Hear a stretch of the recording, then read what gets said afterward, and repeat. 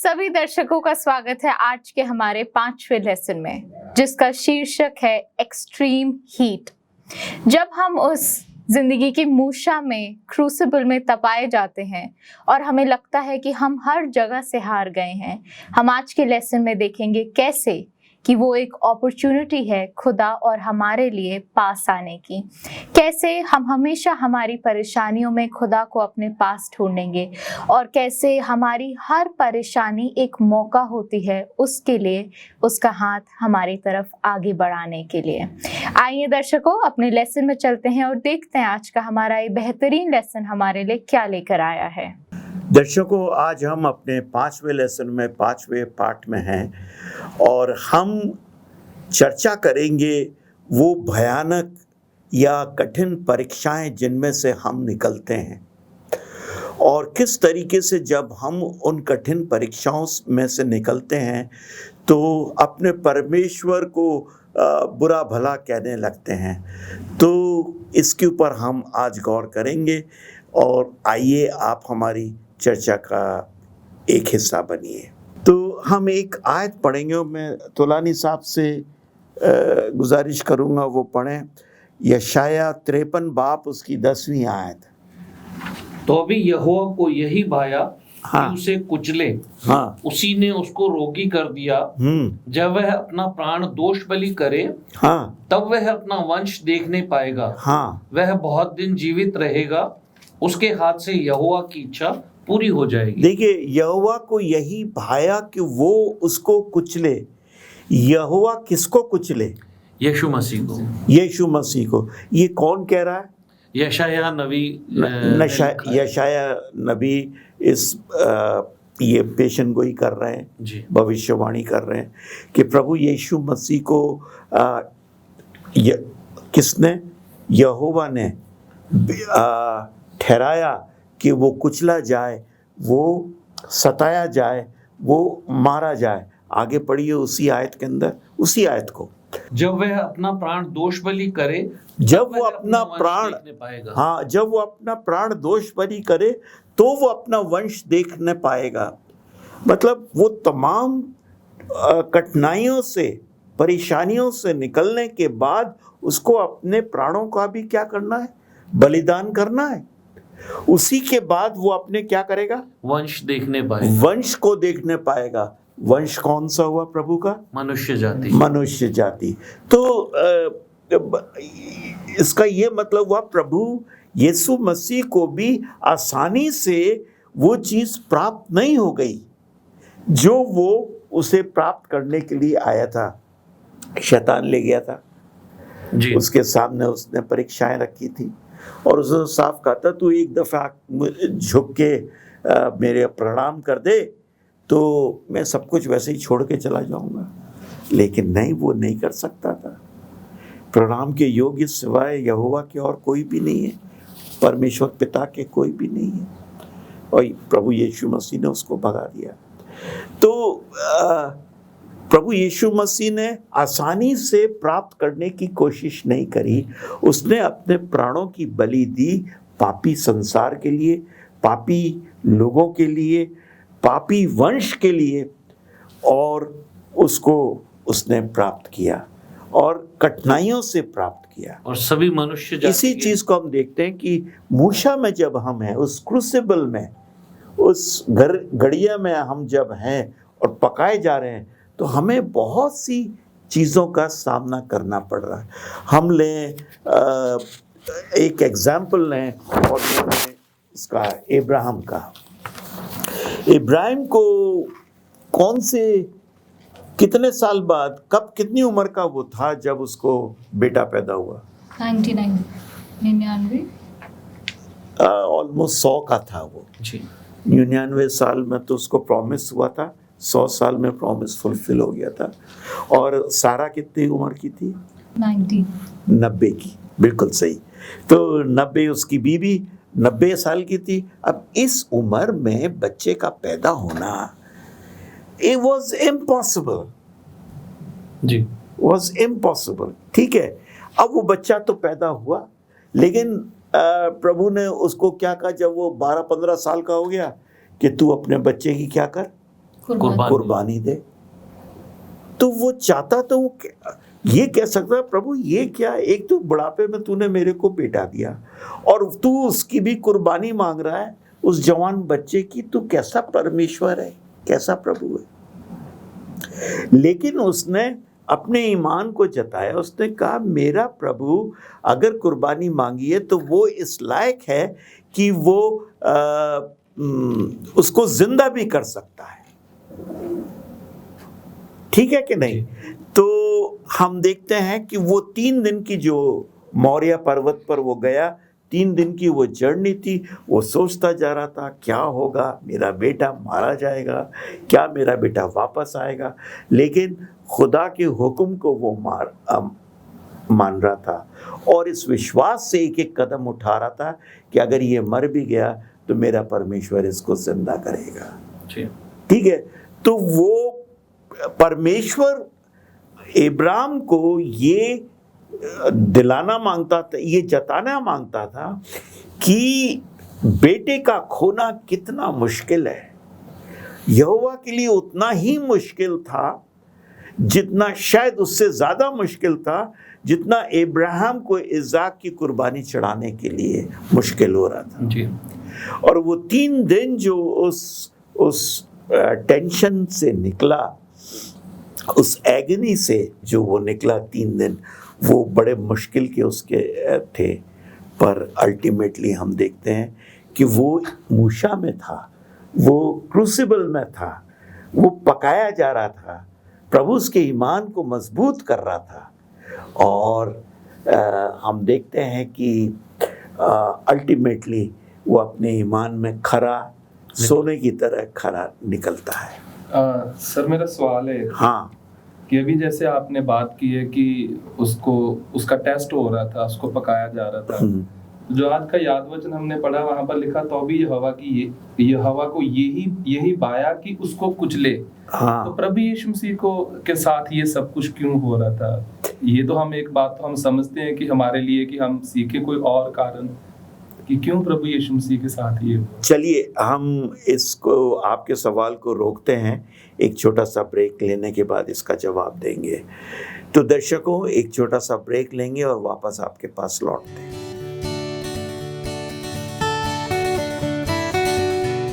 स्वागत है आपका दर्शकों। आइए चर्चा को जारी रखते हैं। देखिए खुदा का बेटा, उसका मिशन क्या था? लोगों को बचाना, मनुष्य जाति को बचाना। मनुष्य जाति को काय से बचाना? पाप से। और पाप सिर्फ प्रभु के, यहोवा के यूनिवर्स में हजारों दुनियाएं होंगी। कितनी दुनियाएं होंगी मुझे नहीं मालूम, किसी को नहीं मालूम। लेकिन उन सारी दुनियाओं में, प्रभु के यूनिवर्स में पाप एक ही जगह पाया जाता है, और वो कहाँ? पृथ्वी। वो इस पृथ्वी के ऊपर पाया जाता है। तो उस पाप को निकालना इतना आसान नहीं था। यही प्रभु बताना मांग रहे हैं कि पाप आसानी से नहीं निकलता, पाप आसानी से धुलता नहीं है। पाप आप और मैं अपने आप से धोना मांगे वो भी नहीं कर सकते। तो पाप ने प्रभु को खूब कुचला। जो आपका सवाल है वही कि प्रभु यीशु मसीह को परेशानियों से, जैसे उसको कोड़े मारे गए, उसके सर के ऊपर ताज रखा गया, उसके मुंह के ऊपर थूका गया, उसको घूसा मारा, बता तुझको किसने मारा। मतलब ये तमाम चीजें उसके साथ हो रही हैं, उस क्रिएटर के साथ हो रही हैं, वो जिसने इस दुनिया को पैदा किया, जिसने आदम और हवा को पैदा किया, मनुष्य जाति को पैदा किया, और उसी मनुष्य जाति को वो बचाने के लिए आया। उसको घूसा मार के और कह रहे हैं कि बता तेरे को किसने मारा। तो कितना ह्यूमिलेटिंग है उस खुदा के लिए। वो खुदा जो इंसानी जामे में था, जिसने इंसानी बुर्का पहन रखा था, अंदर तो वो खुदा था, उसकी ड्यूअल पर्सनालिटी थी। तो वो उन तमाम बातों से निकलकर, अब प्रभु हमेशा चाहते हैं कि उसकी कलीसिया, उसका चर्च पाक, साफ सुथरा हो, पवित्र हो। देखिए होशिया की किताब हम देखते हैं, होशे की, और होशे में एक मेटाफोर है, मेटाफोर जिसको आप रूपक कहेंगे। डेमोन्स्ट्रेशन दिया खुदा ने इजराइलियों के सामने। कंडीशन क्या थी इजराइलियों की कि इजराइली परमेश्वर को छोड़कर बाल देवता की पूजा में, ऐशरा देवी की पूजा में निकल गए थे। वो वहां जाके बलि चढ़ाते थे, अपने बच्चों की बलि चढ़ाते थे, पैलोटों की बलि चढ़ाते थे, उन्हीं के फेस्टिवल्स मानते थे, सब कुछ करते थे। प्रभु उनको सबक सिखाना मांगता, तो होशे नबी को कहता है तू जाके किससे शादी कर, एक प्रोस्टिट्यूट से शादी कर, एक तवाइफ से शादी कर। वो कहते प्रभु मैं तो अभी जवान हूं और मैंने ऐसा गंदा काम कभी किया नहीं। तो कहता नहीं, तू तवाइफ से शादी कर। मैं इन लोगों को बताना मांगता हूं। अब यहां पे देखें मेटाफोर में होशे नबी कौन है, प्रभु की जगह है। ये ऐसे समझ में आता नहीं है, अगर आप डायरेक्ट पढ़ेंगे तो आपकी समझ में नहीं आएगा। ये मेटाफर है, एक रूपक है। तो होशे नबी जो है वो प्रभु यहोवा की जगह है और उसकी बीवी कलीसिया इज़राइल है, ठीक है। अब वो प्रभु उनको कहना मांगता कि तुम लोगों ने व्यभिचार किया है। व्यभिचार जिस्मानी नहीं, व्यक्तिगत नहीं, व्यभिचार काहे का, स्पिरिचुअल व्यभिचार, व्यभिचार जो कि आत्मिक तौर से उन्होंने किया। तो कहा कि जाके तू शादी कर। आइए हम पढ़े इसे, होशे 2 बाप उसकी 2 और 3 आयत। अपनी माता से विवाद करो, विवाद क्योंकि वह मेरी स्त्री नहीं। देखिए ये कौन कह रहा है, होशे कह रहा है। किसको कह रहा है, अपने बच्चों को कह रहा है। कह रहे जाके अपनी माता से विवाद करो, तुम लोग मेरे बच्चे नहीं। क्योंकि उनकी माता क्या थी, करप्ट थी।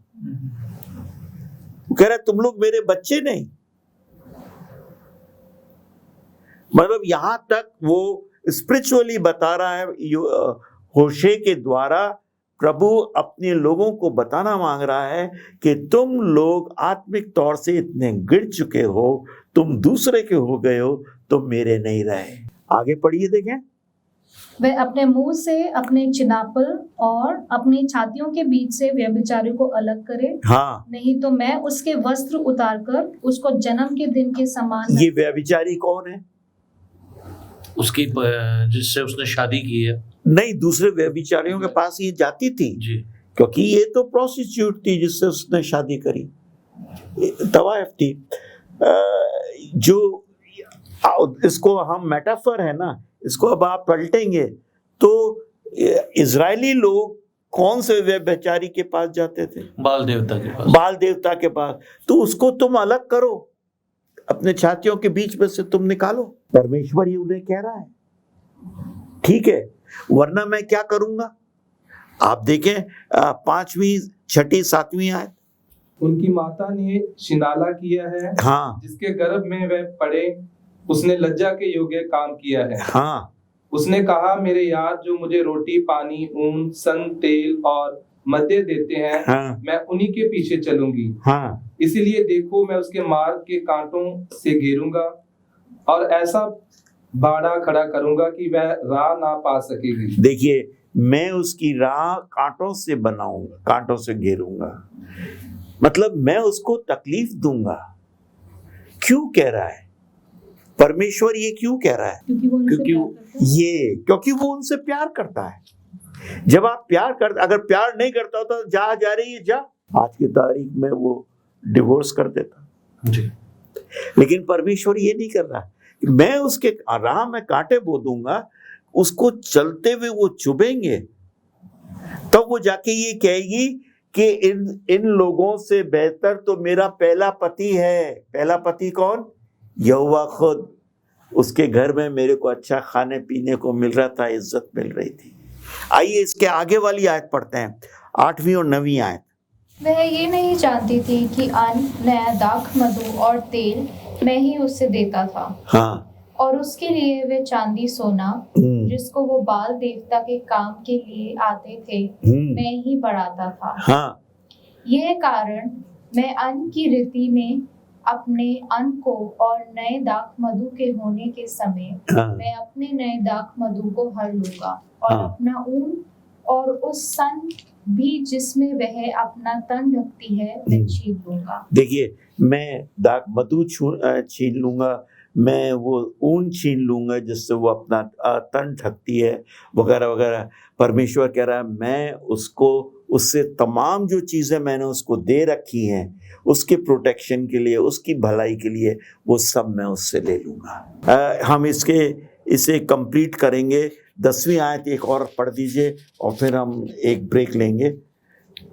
अब मैं उसके यारों के सामने उसके तन को उगाड़ूंगा और मेरे हाथ से कोई उसे छुड़ा न सकेगा। हाँ, अब देखिए, ये रूपक है, जैसे मैंने बताया, एक मेटाफर है।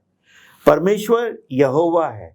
यहाँ पर जो कह रहा है वो होशे कह रहा है, वो अपनी बीबी के लिए कह रहा है, लेकिन आप होशे को रिप्लेस कर दीजिए यहोवा से और बीबी को रिप्लेस कर दीजिए इजराइल से या कलीसिया से। तो कह रहा है कलीसिया को मैं इस तरीके से नंगा कर दूंगा कि वो पछताएगी, क्योंकि परमेश्वर प्रेम करता है। परमेश्वर, तो हम कहते हैं मूसा के अंदर अगर हम तपाए जाते हैं तो इसलिए तपाए जाते हैं, हमारे पर परेशानियां जो आती है इसलिए आती है क्योंकि हम अपनी राह से क्या करते हैं, भटक जाते हैं। तो परमेश्वर हमें वापस लाना मांगता है, इसलिए वो परेशानियां हमारे ऊपर आती हैं। तो एक छोटा सा ब्रेक ले लेते हैं दर्शकों, हम एक छोटा सा ब्रेक लेंगे और वापस लौटते हैं। स्वागत है आपका दर्शकों। आइए हम अपनी चर्चा को जारी रखते हैं। हम चलेंगे एक और बिब्लिकल एग्जाम्पल को लेकर और अब अय्यूब के बारे में देखेंगे। अय्यूब कौन था? बाइबल की अय्यूब पहला बाप और पहला अध्याय और पहली आयत पढ़ें तो आपको मालूम चलेगा अय्यूब कौन था। पढ़ेंगे पाल साहब। उस देश में अय्यूब नामक एक पुरुष था, वह खरा और सीधा था और परमेश्वर का भय मानता और बुराई से दूर रहता था। देखिए, उस देश में अय्यूब नाम का एक व्यक्ति था। वो कौन था? खरा। वो गलत चाल नहीं चल रहा था जी, सीधा था। किसका भय मानता था? परमेश्वर का भय मानता था। अभी हमने जो चर्चा करी वो यही चर्चा करी कि जब हम परमेश्वर से दूर जाते हैं और परमेश्वर हमें अपने पास लाना मांगता है तो वो हमें इस तरीके से गर्म करता है, तपाता है कि हम उसकी तरफ पलट कर आए, क्योंकि वो हमसे प्रेम करता है। हमने होशे का और उसकी पत्नी का जिक्र देखा। अब यहाँ तो अय्यूब खरा आदमी है, परमेश्वर का भय मानने वाला है। और हुआ ये, कहानी में आप आगे बढ़ेंगे, मैं वैसे ही बता देता हूँ, हमारे पास समय नहीं, हम आगे बढ़ेंगे। तो शैतान आसमान में गया, परमेश्वर ने पूछा उससे तो कहाँ से आ रहा है? मैं अपनी दुनिया से आ रहा हूँ, अपनी दुनिया से आ रहा हूँ। यहाँ पढ़ेंगे आप अपनी बाइबल में तो फर्क लिखा, ऊपर नीचे, जाते फिरते घूमते, मतलब वो ये कहता है मैं अपनी दुनिया।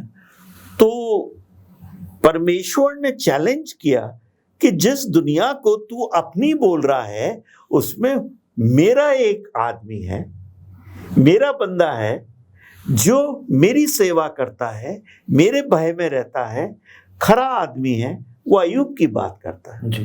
तो क्यों नहीं होगा, तूने उसने सब कुछ दे रखा है, इतना सब दे रखा है, तो वो तेरी सेवा करेगा ही करेगा। तो बोला ठीक है, तू सब कुछ ले ले उससे, वो फिर भी मेरी सेवा करेगा, लेकिन उसके हाथ नहीं लगा सकता, बाकी जो तुझे लेना है। हम देखते हैं अय्यूब का 24 घंटे के अंदर 10 बच्चे थे, 10 बच्चे मर गए। उसके गधे हजारों में थे, भेड़ें हजारों में थी, ऊंट हजारों में थे, सब चुर गए, लोग चुरा के ले गए। एक हवा आई जिसने उसके घर को ढाल दिया, बिल्कुल वो तबाह हो गया। शैतान ने उसे तबाह कर दिया। उसमें सब कुछ होने के बाद भी उसने एक सेंटेंस बोला, और मैं चाहूंगा तुलानी साहब आप पढ़े पहले बाप की 20 और 21वीं आयत। तब अय्यूब उठा और हाँ। भागा फाड़, सिर मुड़ाकर भूमि पर गिरा हाँ। और दंडवत करके कहा, हाँ। मैं अपनी माँ के पेट से नंगा निकला हाँ। और वहीं नंगा लौट जाऊंगा। हाँ। यहोवा ने दिया और यहोवा ही ने लिया। अब देखिए यहाँ पे यहोवा का नाम धन्य है। ये 3 चीजें यहाँ पर आती हैं कि उसने सर मुंडवाया और उसने एडमिट किया कि मैं लेकर क्या आया था इस दुनिया में, मैं नंगा आया था अपनी माँ के पेट से और मैं नंगा चला जाऊंगा। जब मैं जाऊंगा तो मैं कुछ लेके भी नहीं जाऊंगा, सब यहीं पर रह जाएगा। तो एक तो उसने ये बात बोली। दूसरी बात उसने ये बोली कि मेरे को सब कुछ प्रभु ने दिया और प्रभु ने ले लिया मेरे से, उसी ने दिया और उसी ने ले लिया। और तीसरी चीज बोल रहा है प्रभु का नाम धन्य हो, महान हो, वो उसको महिमा दे रहा है अपने सारे सर्कमस्टेंसेस में। इसीलिए पहली आयत जो आपने पढ़ी थी पास्टर विलियम्स, वो ये पढ़ी थी कि वो एक खरा आदमी था, वो परमेश्वर का भय मानने वाला आदमी था। अब इसके बावजूद भी शैतान फिर जाता है, फिर परमेश्वर यही कहता है कि क्या तूने मेरे आदमी को देखा। बोला कि जब तक कि उसको छुएंगे नहीं तब तक वो तेरे को कुफ्र नहीं बकेगा, तेरे अगेंस्ट कुछ नहीं बोलेगा। तो उसने बोला तू उसे छू के भी देख ले, लेकिन उसकी जान नहीं ले, जान लेने से मैं तुझे रोके रखता हूं। तो वो गया, उसके सारे बदन के ऊपर फपोले पड़ गए, उसमें पानी आ गया, उसमें बदबू निकलने लगी, वो राख के ऊपर बैठ गया। पूरी कहानी ये बताती है। अल्टीमेटली सारी कहानी देखने के बाद आपको ये मालूम चलेगा उसने कभी परमेश्वर को बुरा नहीं बोला। अच्छा सर, यहाँ पर मेरा एक सवाल आता है, जैसे हमने अभी 21 वर्ष में देखा है कि अय्यूब कह रहा है कि खुदावंद का नाम ही मुबारक हो। तो एक राइचस खुदा, एक होली खुदा जो है, वो कैसे मतलब राइचस होली हम उसको कह सकते हैं जब ये इस चीज को देखते हैं तो वो अलाउ कर रहा है सेटन को। हाँ। कि वो उसको पेन दे, उसको दुख दे, उसको पीड़ा दे। क्या ये कोई स्पेशल केस था या फिर खुदावंद आज भी अपने लोगों से ऐसे डील करता है? देखिए, अच्छा सवाल है आपका। ये तो खैर मैं कहूँगा स्पेशल केस था। वो इसलिए स्पेशल था कि खुदा ने अय्यूब में घमंड किया। समझिए आप, घमंड के साथ बोला जिस दुनिया को तू कह रहा है, अपनी कह रहा है, तेरी दुनिया में एक ऐसा भी आदमी है जो मेरा भय मानता है, जो मेरे हुक्मों को रखता है, जो मेरे कहे पे चलता है, जो मुझे खुदा मानता है, मुझे परमेश्वर मानता है। परमेश्वर ने देखिए लड़ाई किसकी है आज की तारीख में? शैतान की और परमेश्वर की। शैतान की और परमेश्वर की। आपकी और परमेश्वर की तो लड़ाई थोड़ी ना है, मेरी और परमेश्वर की लड़ाई थोड़ी ना है। तो परमेश्वर घमंड कर रहा है अय्यूब के अंदर, उसकी वफादारी के अंदर, उसकी रास्तबाजी में, उसकी धार्मिकता में परमेश्वर घमंड कर रहा है। तो इस चीज को हम अपने सामने रखते हुए, अब ये रास्तबाज आदमी है तो वो भी परेशानी से गुजरा, लेकिन उसने परमेश्वर को दोषी नहीं ठहराया। ठीक है कि नहीं? इसी तरीके से हम अपने जीवन काल में जैसे जैसे बढ़ते चले जाते हैं, हम उस मूषा में, उस गरड़ी में, उस क्रूसिबल में तपाए जाते हैं। और परमेश्वर क्यों ऐसा करता है? और बड़ी चरम सीमा पे तपाए जाते हैं। क्यों? ताकि वो तप कर हम प्योर सोने की तरह, प्योर गोल्ड की तरह, चांदी की तरह बिल्कुल निखर के बाहर आए, ताकि हम परफेक्शन को प्राप्त कर सके, सिद्ध हो सके। ये एक उद्देश्य है परमेश्वर का, उन तमाम कठिन परिस्थितियों से निकालने का, जिससे हम सिद्ध हो सके। तो दर्शकों, जैसे कि आज के हमारे लेसन में हम सब ने सीखा कि कैसे खुदा की ग्रेस, उसका अनुग्रह हमारे लिए काफी है। That His grace is sufficient for us. आइए हम अपने दिमाग में इस बात को रखें जबकि हम हमारे 6वें लेसन की तरफ आगे बढ़ते हैं।